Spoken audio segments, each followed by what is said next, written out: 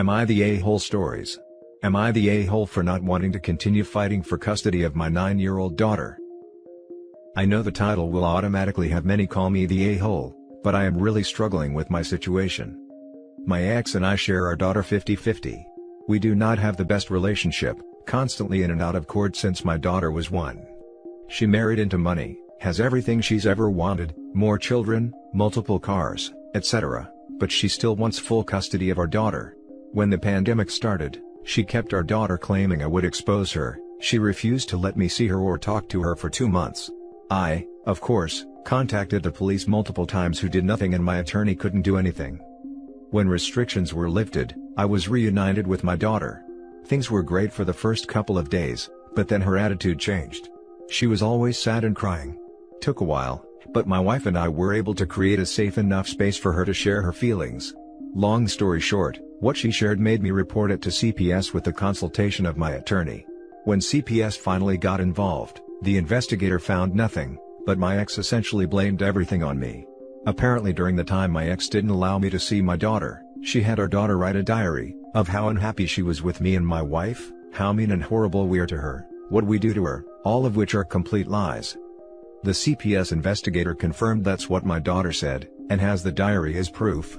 We were being charged with all these allegations, and we lost custody. When it was time to say goodbye, my daughter was sobbing, saying that she was sorry for lying. She explained that her mother made her write those things. She said it's easier to live with mom than with me, because if she stopped loving me and my wife, her mom will be happy. Now guys, this is where I'm so torn. I love my daughter, but this has been happening since she was an infant. Her mom makes false reports on how I do all these bad things. I have to constantly prove my innocence in court, drop thousands of dollars in court fees, for the judge to always order me to do anger management or parental courses. My attorney says I will have to do a step-up program under supervision to see my daughter again. I have to talk to a therapist, take more courses, get counseling for me and my wife, among other things. This still doesn't ensure that I will be able to see my daughter again.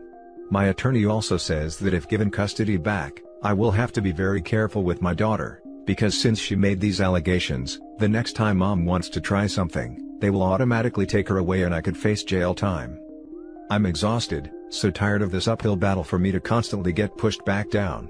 I wonder if it would be easier, not only on me, but my daughter. Eliminating me from her life could make it easier on her. Again, I know I sound like an a-hole, I probably am. I just don't know what to do anymore.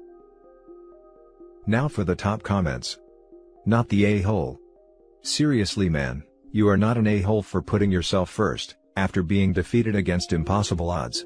It is too much for you to handle, and there is nothing wrong with admitting defeat and re-establishing a relationship with your daughter at say 18, or maintaining one over the internet or phone. Unless of course she is being abused by your ex-wife, I don't think you deserve to be judged for giving up on this battle. My hope is that I have established a strong enough foundation with her. I fought for the last 8 years, creating this strong bond with her. She knows I love her no matter what, and that our door is always open. Nothing can change what we feel for her. I hope when she is old enough, she will seek a relationship with me. Talk to her and try to explain why you are forced to abandon your battle. Also be sure to talk to her and not make her feel as if you have forgotten her. Also, if anything could be arranged for visitation, do look into it. P.S. Why wouldn't she tell the court that she was forced to lie, and that her mother coerced her to commit perjury? I did talk to her. We all sat down as a family and explained the situation as best as we could. We are waiting to see if mom approves visitation. If she does, she explained that she's too scared to tell the truth, that mom made her lie. Her mom explained that if she were to tell the truth, they'll lose all their money, their cars, and all of her toys. I have no grounds to give advice or judge you. I'll share my idea and you can tell me back if I'm crazy or an a. Make a pact with your daughter. Keep however many visitations you are allowed and play your wife's games. Tell your daughter how much you love her, but you will step back and stop this war. Every time you see her, tell her how much you love her, and keep in touch. In 5 years or so, she will have more power to decide what she wants. Don't disappear from your daughter's life, but show to her that you never stopped loving her, and that you will never forget her. 9 years old are already smart and they are aware of things around them. What is wrong and what is right. Make sure that there is no doubt in her mind that you love her wholeheartedly. Keep in constant contact with her.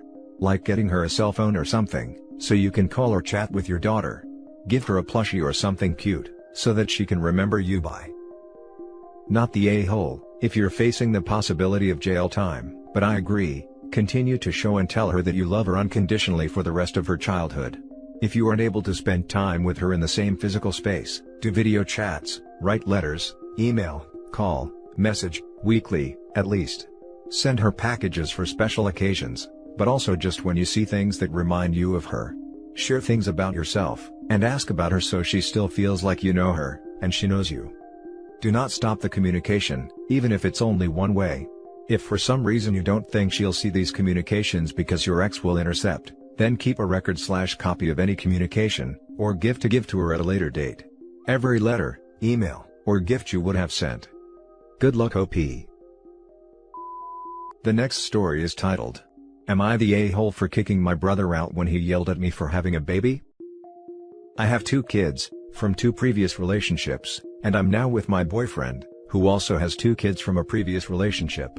We both have full custody, and we've been living together for about 2 years now in a 3-bedroom house, and while on paper it might sound like we're kind of crammed in here, we're really not, as each room is large enough that if you split it in half, you'd still have an above-average sized bedroom. I'd say on the whole, we're comfortable enough when it comes to money/lifestyle and can adequately provide for the kids, but we're not rich. My boyfriend and I had previously agreed on not having additional children, as the 4 we have are already enough, but a month ago I found out I was pregnant. I told my boyfriend, and we talked and decided to keep the baby, but this is absolutely the last one. My brother, 3 years my senior, just got kicked out by his wife. We agreed that he could stay with us. He came here about a week ago, and we said he could stay on the sofa bed until November. We told our kids, and my brother, about the baby yesterday at dinner. Kids took it great, brother didn't, as he said, "Are you freaking kidding me?" I asked to speak to him in the office and asked him what the issue was, and he then began telling me this was a horrible idea, that we already have 4 kids and don't need a 5th, especially as I now have 3 kids with different dads, and that a 5th kid would reduce the quality of life of the other 4. I told him it doesn't work like that, and he said as the oldest of 4 kids, he can confirm it does work like that, and having 5 kids was unjustifiable because it means less time/resources for the others, especially given the size of the house. I said give me one example from our childhood where someone went without because of the number of children, and he responded that he didn't get to go on the school ski trip in his final year of secondary school because our sister had to go to A&E, ER/emergency room, the morning of the trip, so he missed the bus. I told him that was 15 years ago, grow the hell up. He argued that he was shoved aside, even though our parents were wealthier than me and my boyfriend, and mom was a stay-at-home mom, and that we didn't even want a 5th kid initially, and we had options that we could look into adoption/termination, and I told him to get out of my house. That was last night. We're now into the next day, and while my boyfriend supports my choice, both brothers and my parents have called me to say I was a jerk. It was one disagreement, and while they know my brother overstepped massively, I shouldn't have kicked him out or told him to grow the hell up, as both of those things were too far, and he's now stuck in the only available hotel, which is nearly £100 a night, and not in his budget long term, and I've put him in a difficult position over a conversation that my family feel was justified, as he's concerned about me/my kids. Am I the a-hole for kicking him out? Info: my brother never had to parent anyone. If there was any parentification among my siblings, it was put on me and my sister because, despite being the middle children, we were mature compared to our brothers. My older brother always got to do his extracurriculars, was always going out with friends. Hell, I was packing his lunches when I was 13 and he was 16. Which is why I'm determined to not let that happen with my kids. Now for the top comments. Not the a-hole, he has no say in how you live your life. Warning, personal opinion though, I must point out, 5 kids, and promising, this is the absolute last lol, my goodness then get it nipped, I am stressed out for you handling 5 kids. Yeah, we know it's not great, lol. I actually found out I was pregnant at my appointment to get the birth control implant put in. Boyfriend has promised to get the snip ASAP. Okay, then that's good. I wish you luck and nerves of steel, as any parent should be gifted with. Info: can we know why his wife kicked him out? I personally feel the answer could affect my decision on the situation.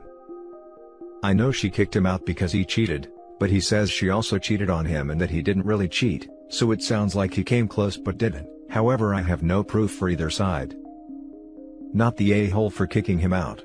If he wanted to impose and to stay with you, he should have been polite. Better yet, he should have not done whatever he did that caused his wife to kick him out. However, your brother is correct that more kids means each kid gets less. I mean, you don't magically get more money and time with each kid. With 4 kids plus BF and you, assuming you give yourself time and your BF time, everyone gets 1/6 of your resources.